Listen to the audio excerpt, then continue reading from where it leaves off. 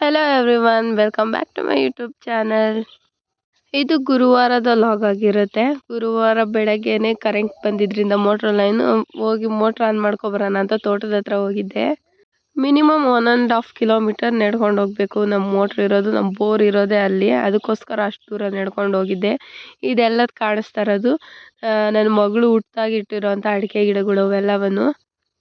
ಈ motor on ಮಾಡೋದಕ್ಕೆ ಎಷ್ಟು ಕಷ್ಟಪಡ್ತೀನಿ ಅಂತಂದರೆ ಅದು ಒಂದು ಸಲಕ್ಕೆ ಆನ್ ಆಗೋದೇ ಇಲ್ಲ. ಹಾಗಾಗಿ ಅದನ್ನು ರಿಪೇರಿ ಥರ ರೆಡಿ ಮಾಡೋಷ್ಟೊತ್ತಿಗೆ ತಲೆ ಕೆಟ್ಟೋಗುತ್ತೆ. ಪಾಪ ಡೈಲಿ ಯಾವ ಥರ ಆನ್ ಮಾಡ್ತಾರೋ ಗೊತ್ತಿಲ್ಲ.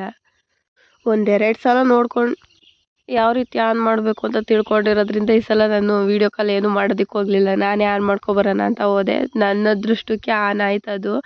ಯಾವಾಗ ನೋಡಿದ್ರೂ ವೈರ್ ಕಟ್ ಆಗಿರ್ತಿತ್ತು, ಇಲ್ಲ ಏನೋ ಒಂದು ಫಜೀತಿ ಆಗಿರ್ತಿತ್ತು. ಈ ಸಲ ನಾನೇ ಹೋಗಿ ಏನು ಕಾಲೇನು ಮಾಡ್ದಲೆ ನನ್ನ ಪಾಡಿಗೆ ನಾನು ಆನ್ ಮಾಡ್ಕೊಬಂದಿರೋದು ಅಂದರೆ ಇವತ್ತೇ ನೆನ್ನೆ ಆನ್ ಆಯಿತು. ನೋಡಿ ಪೈಪಲ್ಲಿಂದ ನೀರು ಬರ್ತೈತೆ. ಇದಾದಮೇಲೆ ಅಲ್ಲಿಂದ ಮನೆ ತನಕ ವಾಪಸ್ ರಿಟರ್ನ್ ಬಂದೆ. ಬಂದು ಬೇಗ ಬಟ್ಟೆ ಎಲ್ಲ ಒಗ್ದಾಕಿ, ನೀರು ಬರ್ತಾಯಿದ್ರೆ ಬೇಗ ಕೆಲಸಗಳಾಗ್ತವೆ. ಹಾಗಾಗಿ ಬಟ್ಟೆ ಎಲ್ಲ ಒಗ್ದಾಕಿ ದೇವ್ರ ಸಾಮಾನು ಕೂಡ ಎಲ್ಲ ತೊಳೆದಿಟ್ಟೆ. ಏನೇ ಕೆಲಸ ಮಾಡ್ತಾಯಿದ್ರು ಒಂದು ಕಪ್ ಟೀ ಇದ್ದರೆ ಎಲ್ಲ ಫುಲ್ ಆರಾಮ್ ಅನಿಸುತ್ತೆ ಕೆಲಸ ಎಲ್ಲ. ಟೀ ಕುಡಿದೆ. ಹಾಗೆ ಕೂದಲು ಅವ್ರಿಗೆ ಬಂದಿದ್ದರು ಪಾತ್ರೆ ತೊಗೊಂಡು. ಅವ್ರ ಹತ್ರ 2 ಬಾಕ್ಸ್ ತೊಗೊಂಡೆ. ಎಷ್ಟೇ ಐಟಮ್ಗಳಿದ್ರು ಮನೆಗೆ ಸಾಕಾಗೋದೇ ಇಲ್ಲ. ಹಾಗೆ ಹಿಂದೆನೇ ನೆನ್ನೆ ನೈಟ್ ಚಿಕನ್ ಸಾಂಬಾರಿತ್ತು. ಹಾಗಾಗಿ ಅದನ್ನು ಬಿಸಿ ಮಾಡಿ ಮಕ್ಕಳಿಗೆಲ್ಲ ತಿಂಡಿ ಎಲ್ಲ ಹಾಕ್ಕೊಟ್ಟೆ. 9:15 ಅಷ್ಟೊತ್ತಿಗೆ ಇಷ್ಟೆಲ್ಲ ಕೆಲಸಗಳಾಗಿತ್ತು ನಂದು. ಆಮೇಲೆ ಹಿಂದೆನೇ ಸಣ್ಣ ಪುಟ್ಟ ಕೆಲಸಗಳು ಮಾಡಿಕೊಂಡು ಇಷ್ಟೆಲ್ಲ ರೆಡಿ ಮಾಡಿಕೊಂಡೆ ದೇವರಿಗೆ. ಇನ್ನು ಸಂಜೆಗೆ ರೆಡಿ ಮಾಡ್ಕೊಳ್ಳೋಣ ಅಂತ ಅಷ್ಟರೊಳಗೆ ಅಂಗಳ ಎಲ್ಲ ಸಾರಿಸಿ, ಸಗಣಿ ತೊಗೊಬಂದು ಅಂಗಳ ಸಾರಿಸಿ ರಂಗೋಲಿ ಎಲ್ಲ ಬಿಟ್ಟಿದ್ದಾಯಿತು. ಎಷ್ಟು ಬೇಗ ಟೈಮ್ ಹೋಯ್ತು ಅನ್ನೋದೇ ಗೊತ್ತಿಲ್ಲ. ಅಷ್ಟೊತ್ತಿಗಾಲೇ ಸಂಜೆ ಆಗ್ತಾ ಬಂದಿತ್ತು. ಅಷ್ಟರೊಳಗೆ ಹೂವು, ಬಾಳೆಹಣ್ಣು, ಪೂಜೆಗೆ ಏನು ಬೇಕೋ ಐಟಮ್ ಎಲ್ಲ ತೊಗೊಬಂದಿದ್ರು. ಅಷ್ಟರೊಳಗೆ ನಾನು ಸ್ನಾನ ಎಲ್ಲ ಮುಗಿಸಿ ಬಂದು ಪೂಜೆಗೆಲ್ಲ ರೆಡಿ ಮಾಡ್ಕೋತಾ ಇದ್ದೆ. ನನಗಂತೂ ದೇವ್ರನ್ನ ಅಲಂಕಾರ ಮಾಡೋದು ಅಂದರೆ ತುಂಬ ಇಷ್ಟ. ಕೆಲವರು ಶೋಗೋಸ್ಕರ ಮಾಡ್ತಾಳೆ ಇದೆಲ್ಲ ಅಂತ ಅಂದ್ಕೊಂಡ್ರು ಪರವಾಗಿಲ್ಲ. ಅದೇನೋ ತುಂಬ ಖುಷಿ ಅನಿಸುತ್ತೆ ನನಗೆ ಅದನ್ನೆಲ್ಲ ರೆಡಿ ಮಾಡ್ತಾಯಿದ್ರೆ. ಅದರಲ್ಲೂ ಈ ಥರ ಹೂವು ಇಲ್ಲೇ ಇಡಬೇಕು ಅಂತ ಆಯ್ಕೆ ಮಾಡಿ ಇಡೋದು ನನಗೊಂಥರ ಖುಷಿ. ನನಗೆ ನೋಡೋದಕ್ಕೆ ಒಂದು ಸ್ವಲ್ಪ ಚೆನ್ನಾಗಿ ಕಾಣಬೇಕು. ನಾವು ಸುಮ್ಮನೆ ಏನೋ ಥರ ತುರಿಲಿ ಇಟ್ಟು ಪೂಜೆ ಮಾಡೋದಲ್ಲ. ಅದಕ್ಕೆ ಅಂತಲೇ ಸಮಯನ ಕೊಟ್ಟು ಪೂಜೆನ ಮಾಡಬೇಕು ಅನ್ನೋಂಥದ್ದು ನನ್ನ ಮೈಂಡ್ ಸೆಟ್ಟಲ್ಲಿರುತ್ತೆ ಯಾವಾಗ್ಲೂ. ಮಿನಿಮಮ್ 6 ತಿಂಗ್ಳಿಗೆ ಸಲನೋ ಇಲ್ಲ 7 ತಿಂಗ್ಳಿಗೆ ಸಲನೋ ನಮ್ಮ ಮನೇಲಿ ಭಜನೆಗೆ ಬರುತ್ತೆ. ಅಂದರೆ ವಾರ ಒಬ್ಬೊಬ್ರು ಮನೇಲಿ ಮಾಡ್ತಾರೆ. ನಾನು ಮೊದಲೇ ಹೇಳ್ದಾಗೆ ಆಲ್ಮೋಸ್ಟ್ ಎಲ್ಲರ ಮನೆಯಲ್ಲೂ ಅವಲಕ್ಕಿ ಪಲ್ಲಾರ ಇಲ್ಲ ಹೆಸರುಬೇಳೆ ಪಲ್ಲಾರ ಈ ಥರನೇ ಮಾಡ್ತಿರ್ತಾರೆ.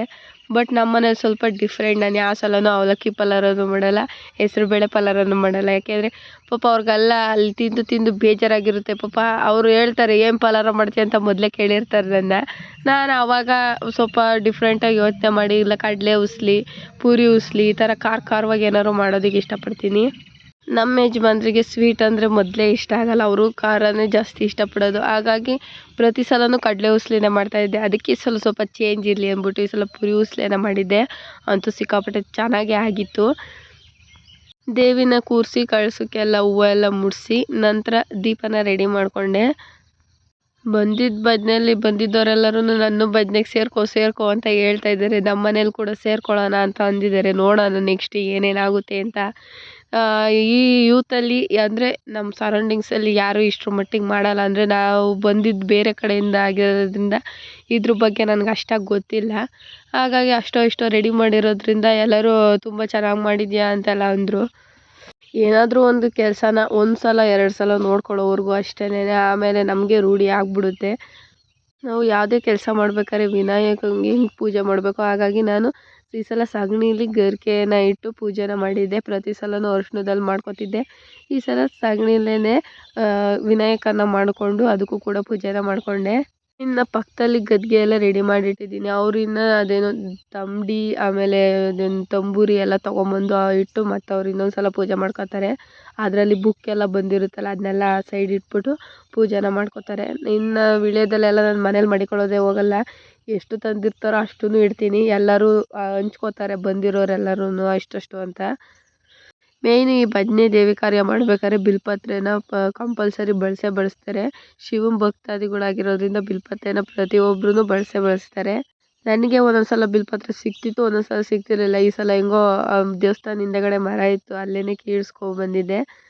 ಇಷ್ಟೆಲ್ಲ ರೆಡಿ ಮಾಡ್ಕೊಂಡ್ರು ಇನ್ನೂ ಯಾರೂ ಬಂದಿರಲಿಲ್ಲ ಭಜನೆಗೆ ಅಂತ. ಆಲ್ರೆಡಿ ಅಡುಗೆ ಎಲ್ಲ ಆಗಿತ್ತು, ಹಾಗಾಗಿ ನಾನೇನು ರಿಸ್ಕ್ ತೊಗೊಳಕ್ಕೆ ಹೋಗಲಿಲ್ಲ. ಪೂಜೆಗೆಲ್ಲ ರೆಡಿ ಮಾಡಿಬಿಟ್ಟು ಇನ್ನೂ ಎಷ್ಟೊತ್ತು ಅಂತ ಕಾಯೋದು ಅಂದ್ಬಿಟ್ಟು ಸದ್ಯಕ್ಕೆ ಪೂಜೆ ಅಂತೂ ನಾನೇ ಮಾಡಿಕೊಂಡೆ.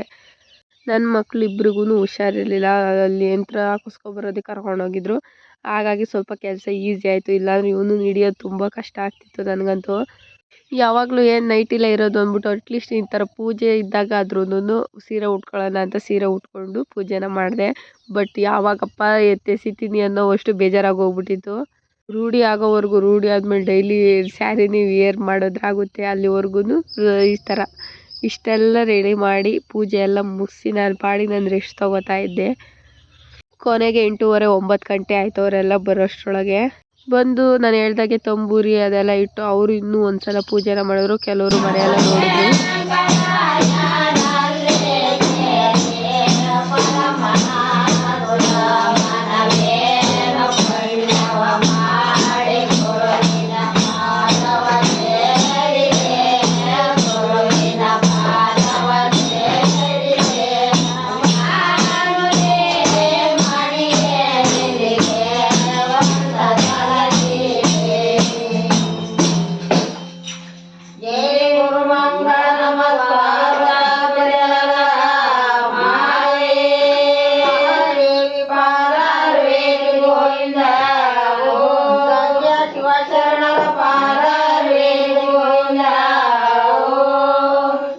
ಭಜನೆ ಎಲ್ಲ ಮುಗ್ದು ಎಲ್ಲರೂ ಹೋಗೋಷ್ಟರೊಳಗೆ ಇಷ್ಟೊತ್ತಾಗಿತ್ತು. ನಾನು ಕೂಡ ಸ್ವಲ್ಪ ಪುರಿ ಉಸ್ಲೆನ ತಿಂದು ಇವತ್ತಿನ ವ್ಲಾಗ್ನ ಕಂಪ್ಲೀಟ್ ಮಾಡ್ತಾ